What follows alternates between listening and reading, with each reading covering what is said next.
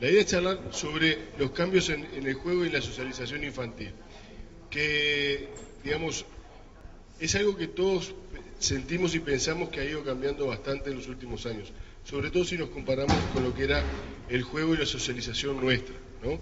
Entonces, la idea es tratar de hacer un pequeño recorrido, un breve recorrido, porque es bastante complejo el tema, pero sobre todo tratar uno de los temas principales que los que tienen hijos chiquitos es una preocupación grande, que es el tema de los videojuegos, las pantallas, ¿no? Después, cuando son un poquito más grandes, es el mismo tema, videojuegos y pantallas, más la socialización a través de la pantalla, ¿no? Los que ya tienen, digamos, niños entre 8 y 9 años para adelante, ya empezamos a tener vicisitudes en torno al uso de Facebook, ¿no? Todavía de Twitter no tenemos con esas edades, pero nos falta un tiempo para que también empecemos a tener eso. Cada vez va bajando más la edad y cada vez ha ido cambiando más el juego infantil. Y el juego infantil cada vez se desarrolla más en la pantalla. En eso estamos de acuerdo todos. Es bastante difícil poder sacarlos del tema de la pantalla.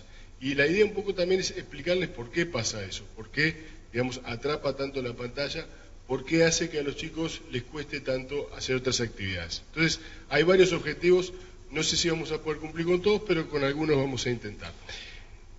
Los videojuegos son más que un simple juego, ¿no? Entonces, la idea es poder transmitirles a ustedes no solo, digamos, las cosas que uno ve como generalmente como contras del uso de videojuegos, sino también algunas ventajas que tiene, que también es importante que ustedes las manejen.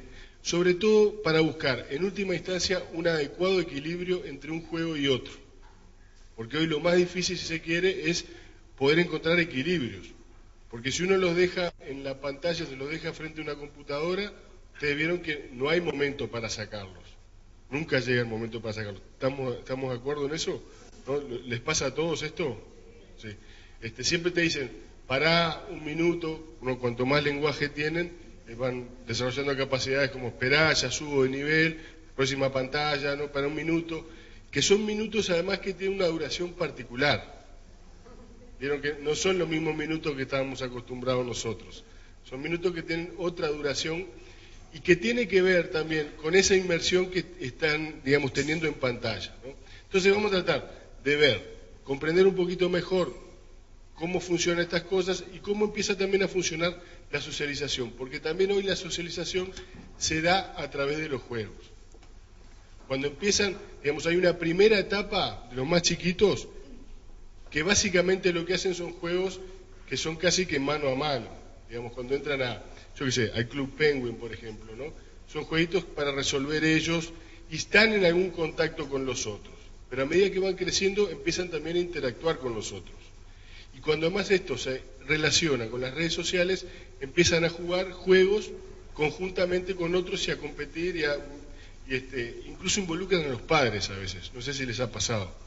Porque dicen, bueno, hacete una cuenta de tal cosa, así me gano tal cosa. ¿Les ha pasado esas cosas? ¿Sí? Entonces después uno tiene como amigo en el Facebook a alguien de ustedes y dice, esta persona no tiene otra cosa que hacer que jugar al Farmville, ¿no? A las 3 de la tarde, y bueno, a veces no, pero...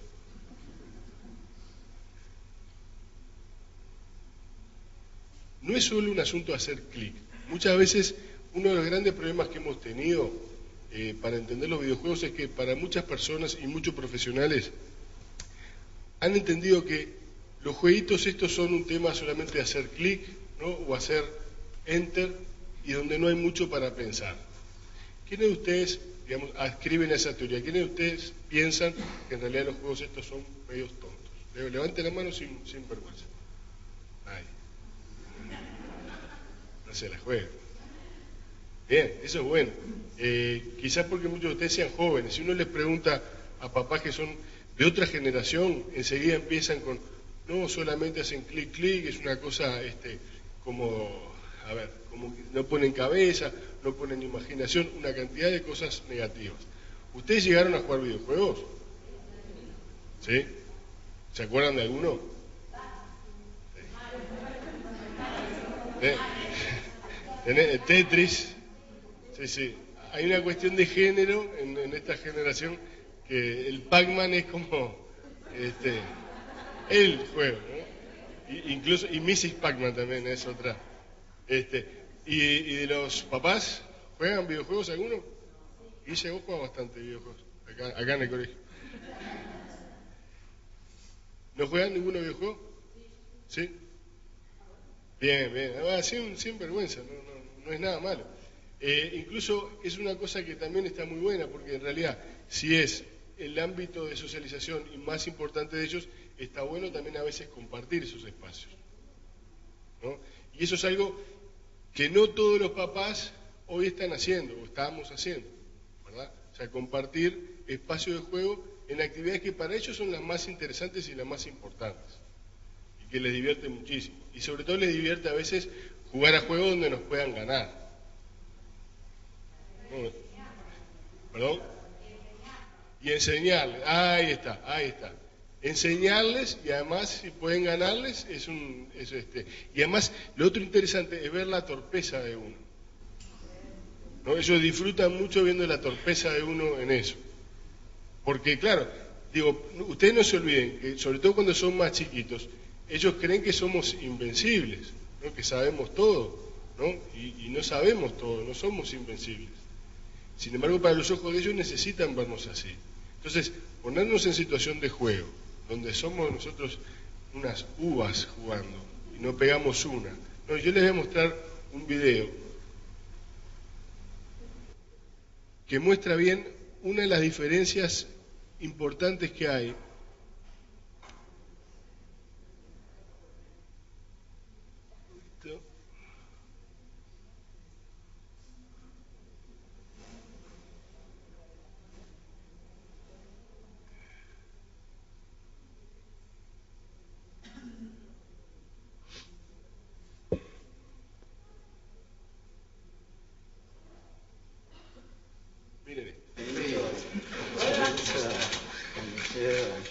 Buonasera. Martin es un niño de 2 años. Bene, siamo più come conosce anche questa persona. A ambos le van a presentar el iPad. Adesso le facciamo. Ecco, noi siamo già fatto, quindi è stato già online. Esatto. E poi adesso al Padre Santo inviamo un Twitter. O ponemos así. ¿De los carros cómo es? Ya está. Sì, ya está. La sigla, poi qui ci sarà sempre una banda che presenterà un avvenimento particolare. Adesso ci sarà la giornata della giornata. ¿Es el de Capitol? Sí. ¿Cómo funciona el de Río? E muore. Poi dopo qui c'è l'aspetto della televisione da vedere, quindi poi qui sotto ancora senza si può riunire, eccolo così, qui sotto c'è invece la pizza della chiesa. No, vada.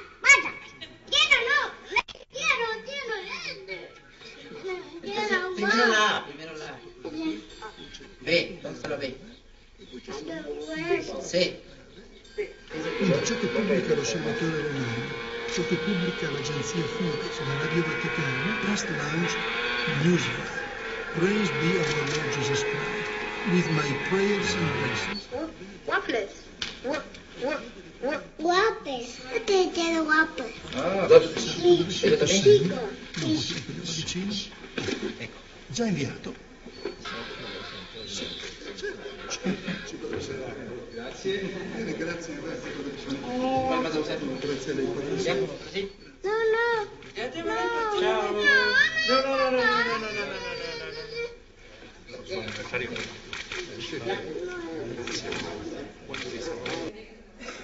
Mientras el niño llora que le sacan el iPad, el Papa creo que estaba muy contento, ¿no? Me volvés acá al flash. El Papa estaba fascinado de que se fuera rápidamente eso, ¿no? Porque era una cosa que a él, digamos, lo interpelaba en su capacidad de entender el mundo. Fíjense que el niño lo que hace básicamente es explorar. Se lo dan y empieza a meter mano y empieza a explorar, empieza a tocar botones, y cuando ve que un botón hace una cosa, sigue probando eso. Bueno, ese es un modo de exploración hoy que es el principal que tienen los niños, siempre lo han tenido. Lo que pasa es que quizás no hayan tenido tantas oportunidades tecnoculturales para desarrollarlo, hoy lo tienen. Y eso es muy bueno, porque digamos, entre otras cosas, lo que hace es desarrollar habilidades que seguramente le van a ser muy útiles en su vida profesional, en su vida adulta.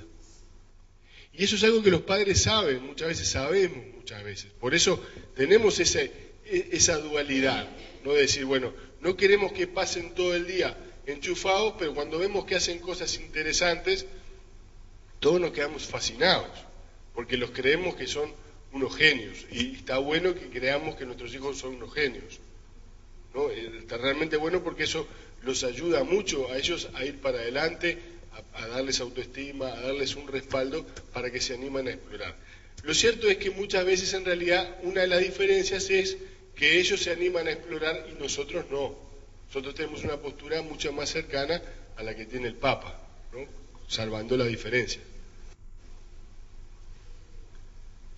Entonces no es solo clic, no es solo enter, sino que los videojuegos son hoy los juguetes que mejor representan la sociedad del conocimiento. Los que tienen, ¿quién tiene más de un hijo aquí? Bien. Vieron que el momento, sobre todo cuando hay una computadora, imaginen algo así, ¿no? Una escena de este tipo. Hay una computadora y 2 niños. O sea, la ecuación es una computadora más 2 niños igual un problema, ¿no? Y generalmente hay uno que le gusta más, sabe más o es más grande o ha investigado más y logra hacer cosas que el otro no. ¿Me siguen en esta escena? Y lo que logran a veces es descubrir cosas, descubrir trucos que son importantes y que de repente lo intercambian con John, que vive en Tailandia, ¿no? Con Peter, que vive en Suecia. Capaz que Peter es un señor de barba, de 50 años, ¿no? Pero a él no le importa porque le pasa trucos, le intercambia cosas. Ahora, si viene su hermano y le pide un truco, ese es el momento crucial, ¿no? Es el momento donde, bueno, ahí, digamos, la solidaridad, ¿no? Y el conocimiento se detienen y dice, bueno, descubrilo vos, ¿no? Yo sé cómo hacerlo, descubrilo vos. Pero lo que estamos hablando es que ellos tienen un conocimiento. Y básicamente los juegos lo que manejan es conocimiento. Cómo hacer para develar trucos, cómo hacer para subir de nivel. Incluso cuando son más grandecitos empiezan a meterse a ver tutoriales. Los que tienen hijos de repente ya pasando los 9, 10 años, ¿no? Capaz que los han descubierto entrando a foros buscando a ver cómo se solucionan cosas. O sea, se dan cuenta de lo que estamos hablando. O sea, entran a foros donde hay otra gente que ha solucionado los temas y están buscando cómo solucionar esos asuntos. Eso es conocimiento, eso es investigación. Ustedes me dirán, sí, pero sobre videojuegos. No importa, porque a la gente, a los científicos, cuando nos interesa un tema es porque nos divierte. Si no nos divierte el tema, nos es difícil investigar. Entonces, este es un primer lado que a mí me gustaba transmitirles, que es, los videojuegos representan muy bien el manejo del conocimiento, porque el conocimiento, en realidad, es la materia prima de los videojuegos. Con eso, de eso está hecho. ¿Cómo resolver las cosas? Si es algo muy fácil, los chicos se aburren. Si uno le da un juego que es una papa para ellos, juegan un ratito y dicen, pero es una papa, esto ya lo solucioné, no me interesa. Lo que ellos buscan son juegos que los desafíen en sus habilidades, en sus capacidades de hacer cosas. Y es formidable, porque fíjense ustedes que no es sencillo encontrar, imaginen esto, ¿no? Que ellos vuelven de la escuela diciendo, la maestra me puso 32 deberes, tengo que subir de nivel, ¿no? Qué contento que estoy, porque no entiendo nada de esto y quiero ver cómo resolverlo. Voy a entrar a los tutoriales, ¿no? Para ver cómo resolverlo. Es dificilísimo lograr eso. Es muy, muy difícil. Es un gran desafío que nos presentan los videojuegos a la educación, porque tienen un formato que es casi perfecto de motivación. Siempre te van llevando un pasito adelante y siempre sentís que vas logrando las cosas. Y cada uno a su nivel.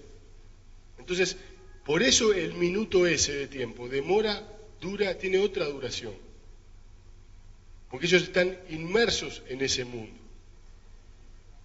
Bien metidos en ese mundo al punto tal de perder todas las referencias temporoespaciales. Hay gente que prefiere llamarlos a comer vía Skype o vía Messenger o vía Facebook. Es más efectivo, se los recomiendo. No queda muy lindo, pero es verdad. Porque ahí uno entra en ese mundo. O sea, porque, digamos, El oído escucha que hay una mamá que grita hace media hora, no está la cena, está la cena. De repente ahí el padre colabora con otro tono más bajo, que esos decibeles más bajos ayudan, pero no siempre es efectivo. No estoy hablando de nada que ustedes no conozcan, ¿no? No me hagan sentir que solo yo me pasa en mi casa. Conocimiento. Esa es la materia prima. Eso no es solo un tema de clic y enter, no es solo un tema de estar haciendo cosas como sin pensar. Están pensando una cantidad de cosas. A veces no se dan cuenta lo que piensan y no conocen y no tienen, digamos, conciencia de ese conocimiento. Y uno a veces le pregunta, ¿cómo hiciste para solucionar tal cosa? Pasa lo mismo que nos pasa cuando en nuestra casa tenemos un problema, ¿no? Tenemos un problema con una computadora, ¿a quién llamamos primero? ¿No? Al más joven que haya en la casa. Si hay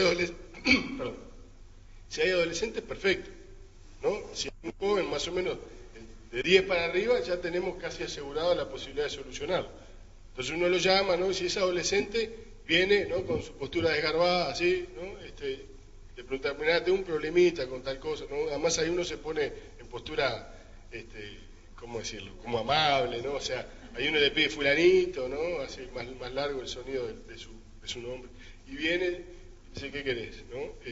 Siempre con esa amabilidad que caracteriza a los adolescentes que se les vienen. Los que tienen ya saben, los que no sepan que esos niños divinos de 4 o 5 años, después se transforman en eso.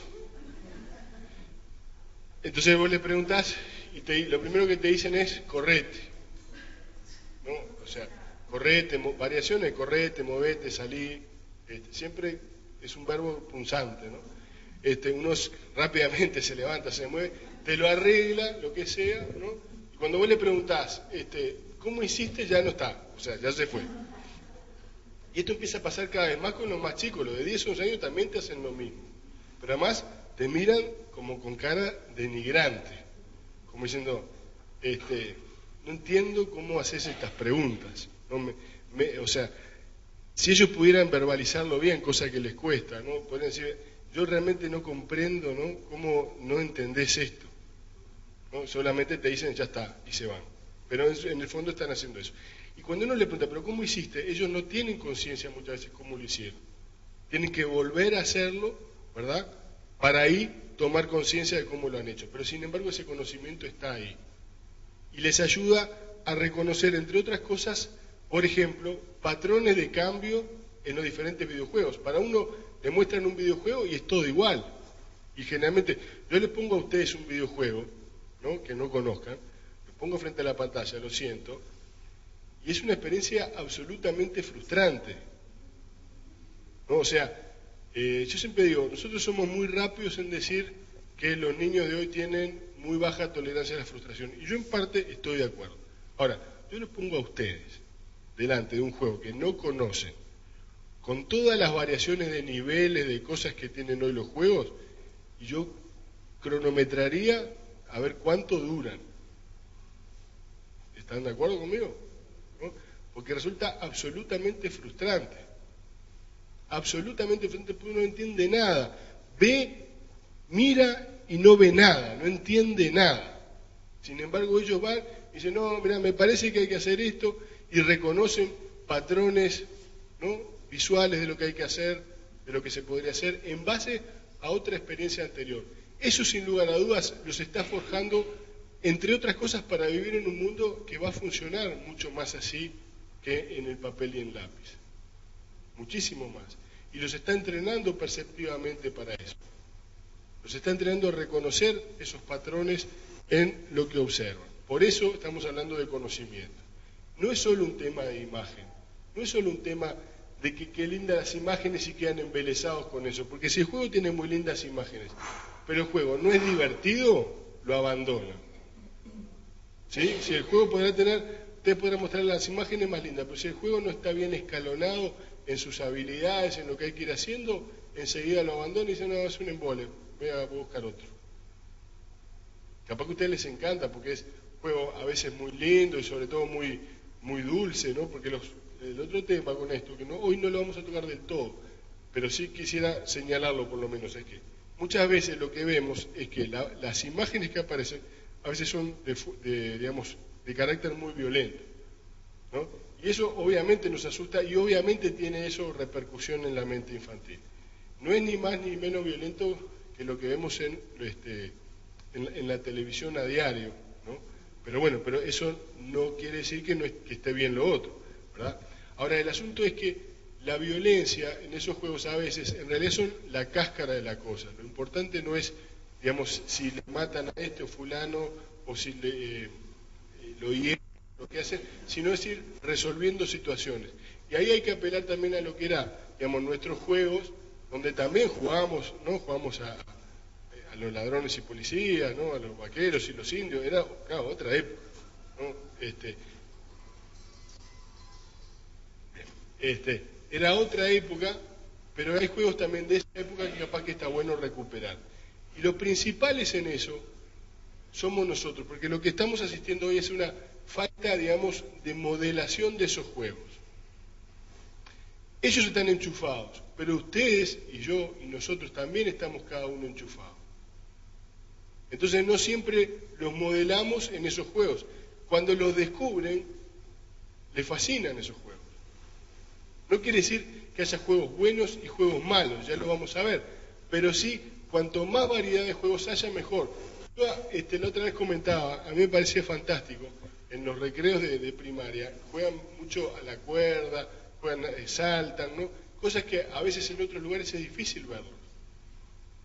Pero hay que enseñarles mucho de esos juegos, porque ellos no lo conocen, y esos juegos se transmiten culturalmente. No solo son pasatiempo y diversión, sino que no solo son juegos de segunda, o sea, cosas que hacen perder el tiempo, sino que manejan el conocimiento, los están preparando para manejar flujo de información. Ha habido algunas posturas críticas, como Sartori, que estuvo acá hace unos años, ¿no? Que él hablaba del video niño, un niño que en realidad veía a través del jugar obturaba su capacidad de pensamiento y de lenguaje. Es decir, en otras palabras, los videojuegos y la televisión empobrecían el lenguaje. Bueno, es una postura absolutamente discutible, porque si ustedes se ponen a pensar, estos chicos lo que hacen es manejan un caudal de conocimiento, ni nosotros manejamos, y si vamos para atrás en la historia, ni que hablar. Hoy se dice que un niño de 8 o 9 años maneja la misma información que manejaba un campesino a lo largo de toda su vida, del siglo XIX a lo largo de toda su vida, ¿no? Y para manejar ese conocimiento muchas veces hay que jugar. Y el juego entonces, los videojuegos son los juegos, digamos, paradigmáticos de esta sociedad. Otra cosa que se le dice muchas veces es que los juegos estos no tienen creatividad, que les falta imaginación. ¿Ustedes han tenido oportunidad de ver algún juego, por ejemplo, de los Sims? ¿O han jugado los Sims? ¿Sí? Lo de las casas, los barrios, los diferentes... ¿no? ¿A ustedes les parece que falta creatividad en eso? Hay una cantidad de juegos donde permanentemente hay que ir creando cosas. Entonces, cuidado, porque muchas veces decimos, bueno, no tienen creatividad. Y es un argumento falaz. Porque la gran diferencia es que, digamos, uno cuando era chico se imaginaba que ese palito era la espada, ¿no? Y a veces uno confunde, digamos, escasez de recursos con abundancia de imaginación. O sea, si uno tiene pocos recursos, obviamente eso lo lleva a que haya más imaginación. Y yo no estoy en desacuerdo de eso. Pero a veces también con muchos recursos también se pueden crear otras cosas y seguir subiendo de niveles, digamos, con abundancia de cosas. ¿Me explico? Y eso pasa, porque hay chicos que juegan a determinados juegos, digamos, de forma muy pueril, y hay otros que desarrollan esos juegos de forma muy creativa. Y le ponen mucha imaginación y mucha cabeza.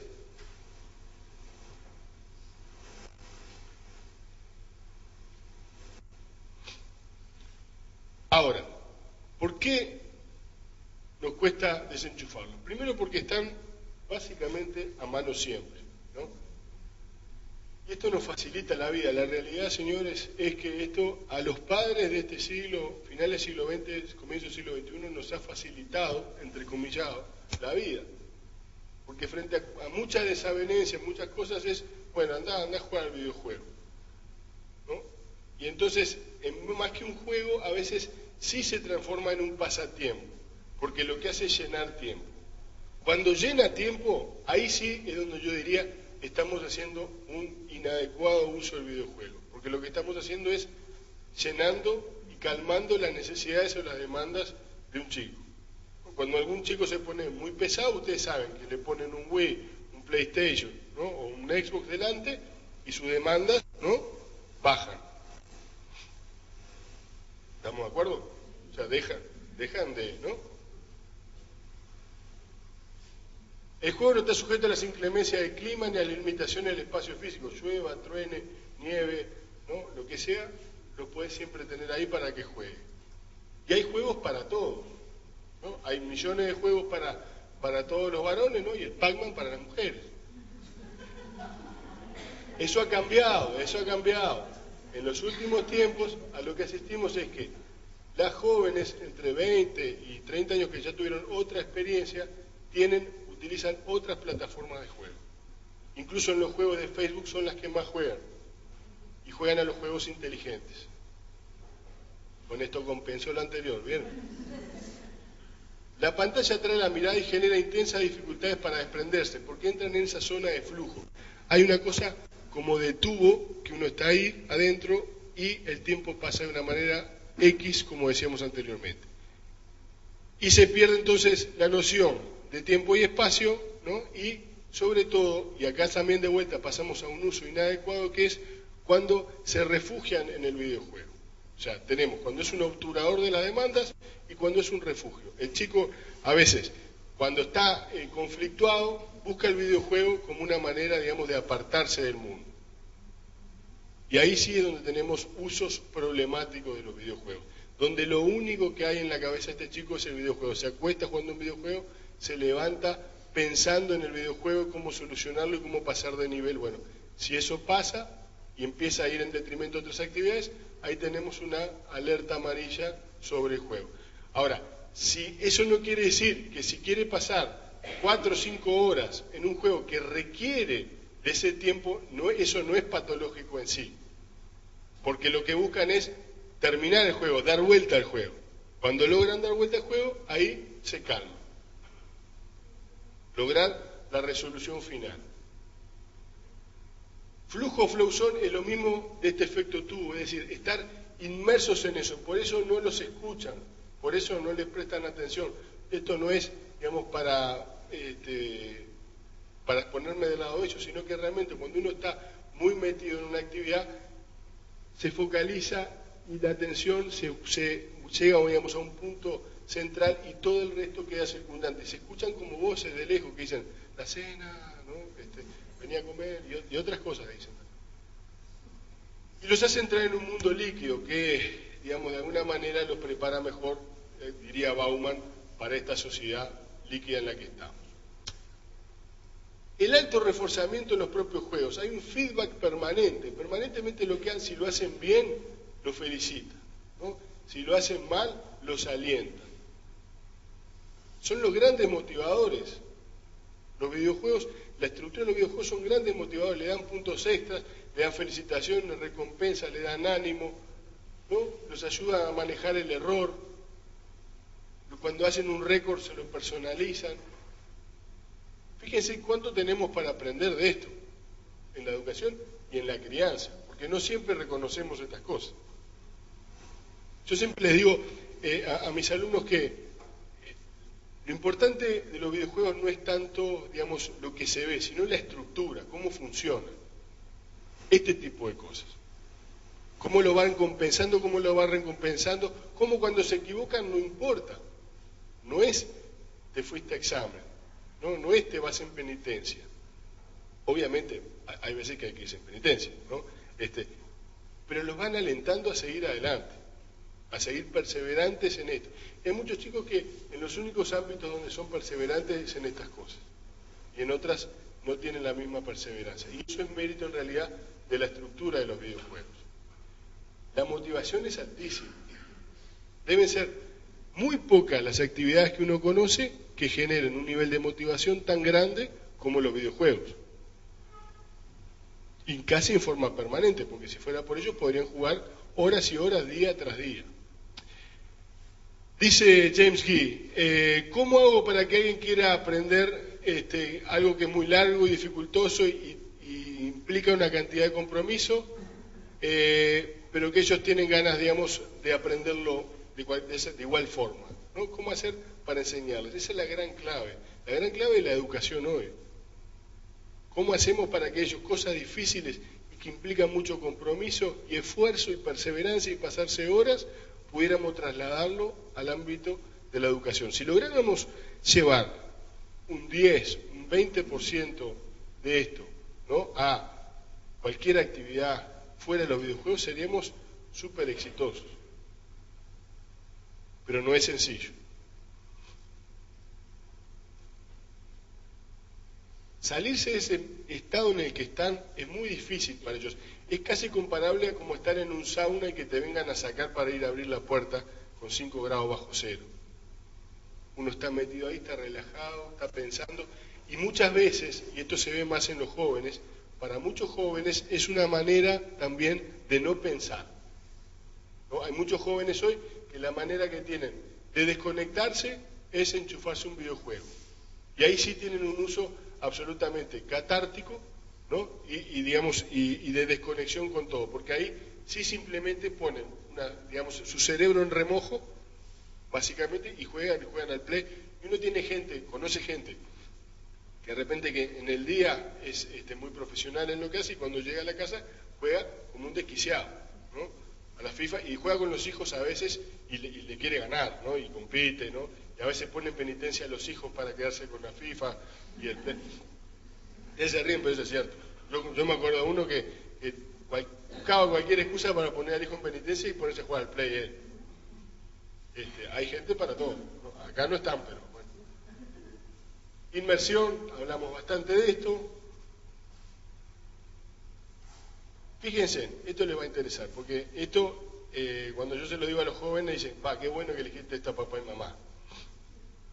Porque esta es la parte positiva, digamos. Meterse en estos juegos, aprender estas lógicas, entender estas habilidades, también da sus réditos, sus frutos, en actividades que empiezan a ser medidas, ¿no? Los cirujanos que practican videojuegos, este es en un centro médico, si es una investigación, los cirujanos cometen 37% menos de errores y trabajan a un ritmo de 27% más rápido. Es decir, la próxima vez que vayan a operarse, pregúntenle, ¿no?, a ese cirujano, ¿usted juega videojuegos? Y la segunda pregunta es cómo juega, ¿no? ¿Juega bien o juega mal? Entonces son más que juegos, son mucho más que juegos. Aunque parezcan diversión, aunque a veces los ninguneemos y pensemos que son juegos de segunda, son mucho más que eso. Pero hay un lado que también es interesante para pensarlo en estos contextos. Muchos juegos antes eran muy divertidos para los niños, ¿no? Y el exceso, a veces, digamos, de búsqueda de rendimiento, y esto en el baby fútbol es clave, ¿no? O sea, los padres alrededor, las madres, ¿no?, desquiciados, gritando, ¿no? A todos los niveles se ve esto, ¿no? Está desde que, digamos, busca la supervivencia a, digamos, quiere que su hijo sea el mejor y juegue en el Milan y retirarse para acompañado. Pero para muchos esto ha significado que el juego pierda el carácter lúdico. Sin embargo, en los videojuegos los padres muchas veces no se meten. Entonces, como no se meten, no sienten esa presión. Son ellos con ellos mismos, ellos con sus habilidades.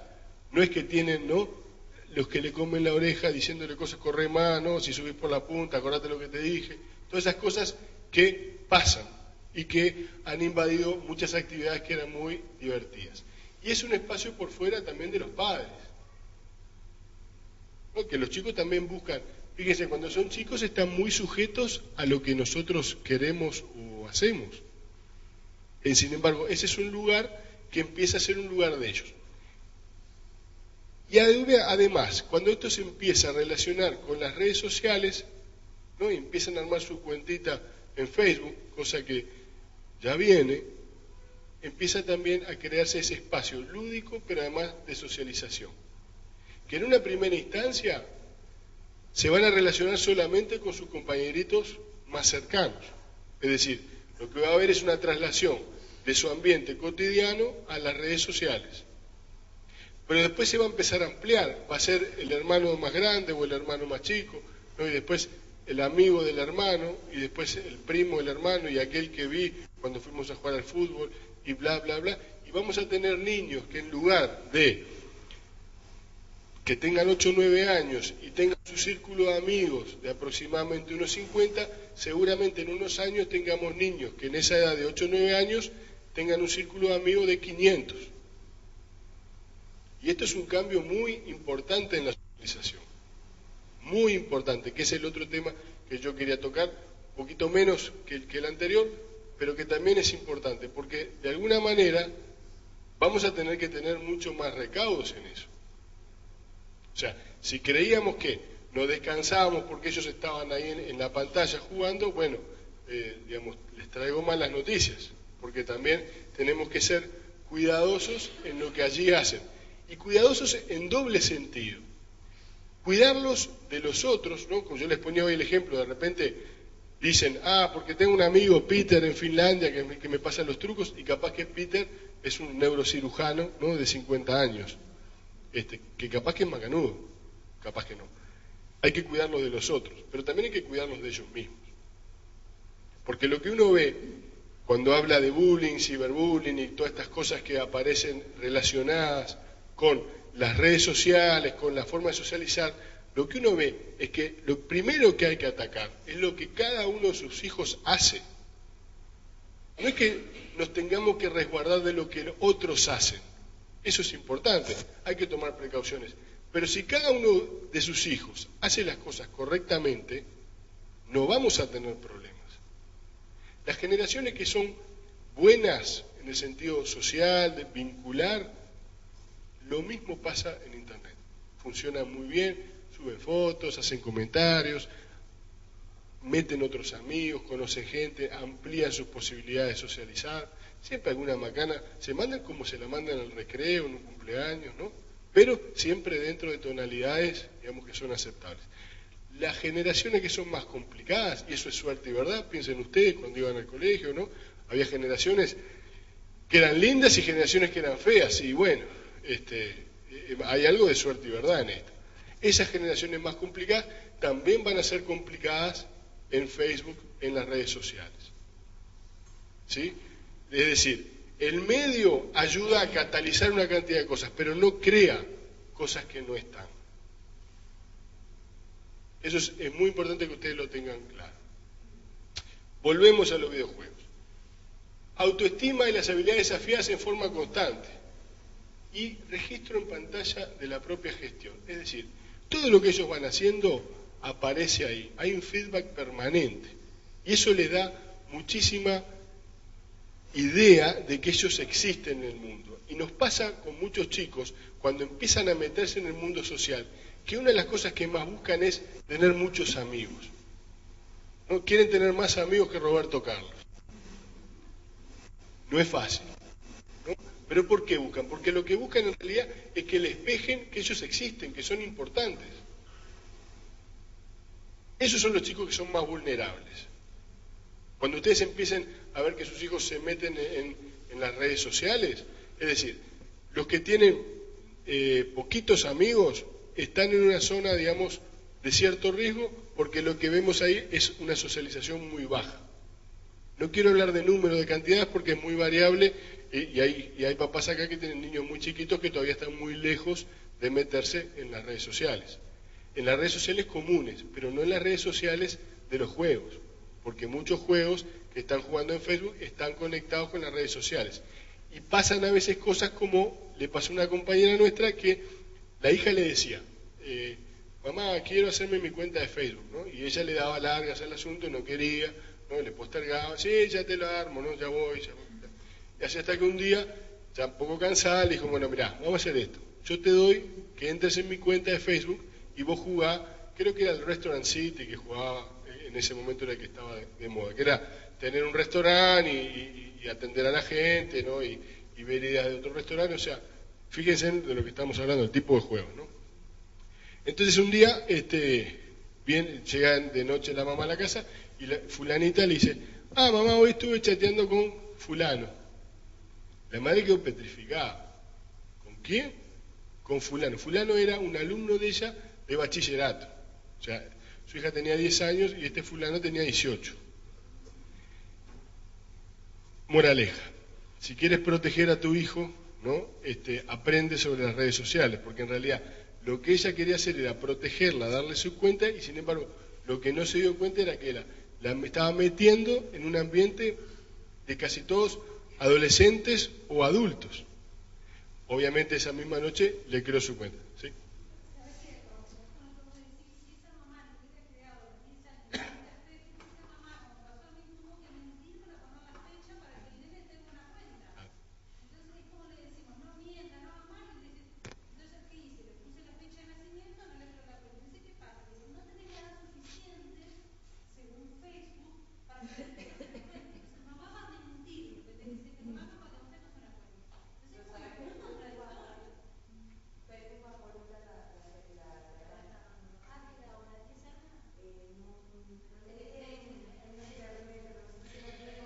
Facebook está tratando de armar, digamos, su Facebook Kids,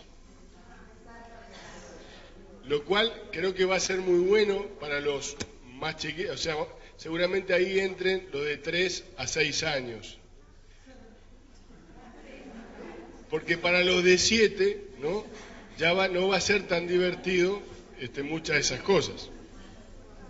Porque ustedes no se olviden que hay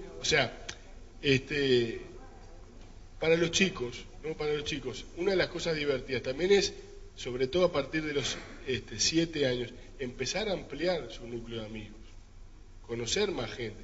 Y es una tentación muy grande, muy, muy grande. Cuando nosotros les preguntamos, ¿quiénes de ustedes agregan amigos que no conocen? ¿No? La primera respuesta es, no, yo no, una vez, ¿no? Pues le decimos, bueno, sincérense. Ahí empiezan a decir que sí, en realidad sí, una vez doy a fulano, como tenía 3 amigos en común, pero los 3 amigos en común capaz que tampoco los conoce. Y cuando uno llega a determinado caudal de amigos, cada vez tiene más amigos que en realidad no conoce del todo, ¿no? Entonces, no es sencillo ese tema, pero sí hay una cosa que es clara, es que hay que meterse en este mundo, porque si ustedes quedan por fuera, hay una cantidad de cosas que se las van a perder. Porque hoy la socialización y el juego están absolutamente atravesados por la pantalla. Las conversaciones a veces empiezan en el colegio y siguen en las redes sociales y después vuelven y se continúan acá. Y quienes no forman parte quedan afuera y quedan excluidos de esas conversaciones. Esa es la realidad. Lo mismo pasa con los juegos. Cumplen la misma función que las telenovelas, ¿no? O ver Tinelli. A veces hay mucha gente que en realidad está estudiado, que no solo ve Tinelli por ver o no el baile, sino porque todo el mundo lo mira.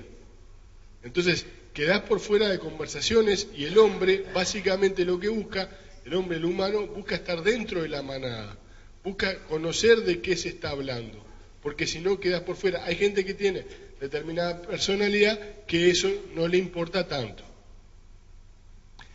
Ahora, vimos las características de los videojuegos, vimos que manejan el conocimiento, vimos que se relacionan con los videojuegos, se relacionan con la educación. Les voy a mostrar también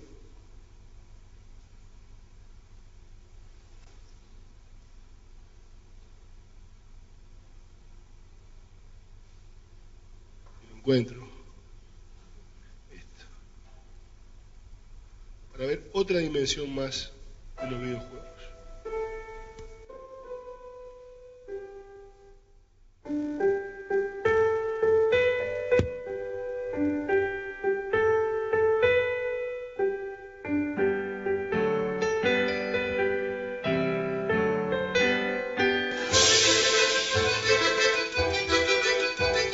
Esta es una aplicación para el iPad.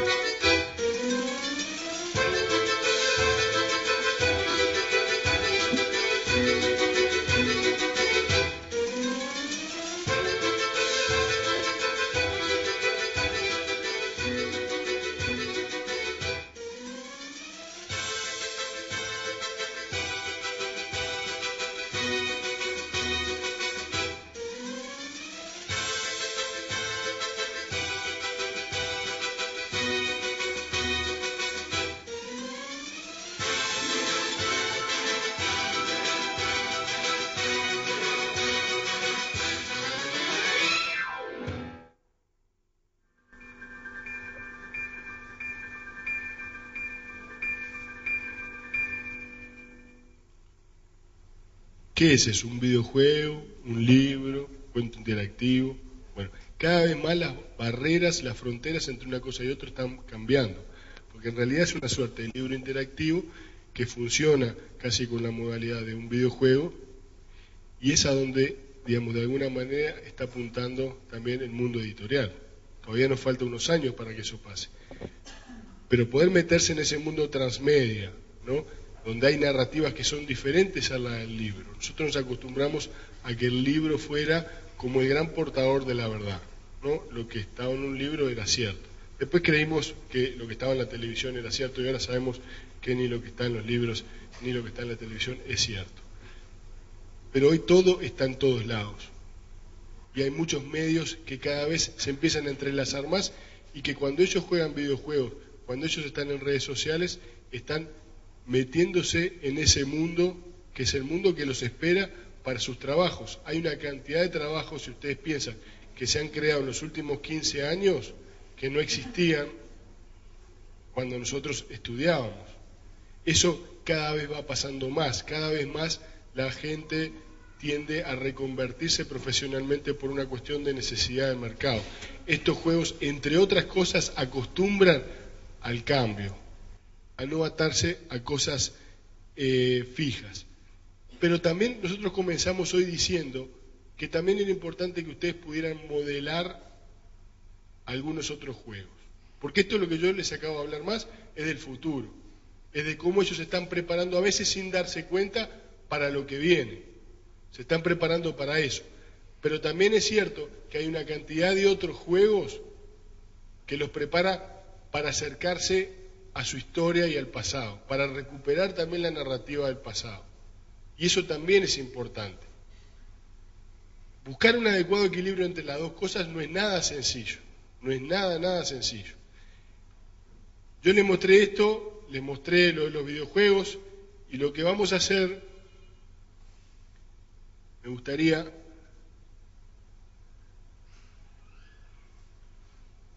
mostrarles también esto, que es una alternativa a los videojuegos. Este es un trabajo que se hizo en España, y lo que hicieron fue una guía de juegos tradicionales madrileños. Recuperaron, empezaron a ir a diferentes ciudades, un grupo de mujeres, madres, y frente a la problemática de que sus hijos jugaban permanentemente en la pantalla a los videojuegos, con todos los beneficios que hemos visto, ¿verdad? Todo lo positivo de eso. Pero también querían recuperar parte de la historia. Querían recuperar aquellos juegos que son mucho más simples, ¿no? Aquellos juegos que nos permiten también conectarnos con nuestra historia, con nuestros antepasados, con poder contarle, yo cuando tenía tu edad jugaba tal cosa, ¿y cómo era? Y era así. Y muchas de estas cosas nos hemos olvidado, se han perdido. Entonces, esta guía la vamos a colgar en la página web del colegio, después de acá la charla, en un ratito, para que ustedes la tengan y puedan ahí de repente descubrirlos. Van a encontrar algunas cosas, como es española, van a tener algunas cosas que son de repente términos diferentes, pero que les puede ayudar a refrescar juegos viejos que siguen teniendo vigencia y que a los chicos los engancha de la misma manera. Quizás no los engancha tanto como la estructura de los videojuegos, pero lo que los va a enganchar es a la historia de ustedes, a poder recuperar el pasado, la actividad lúdica, el disfrute, y ver en sus ojos cómo ustedes disfrutaban de eso. Muchas gracias.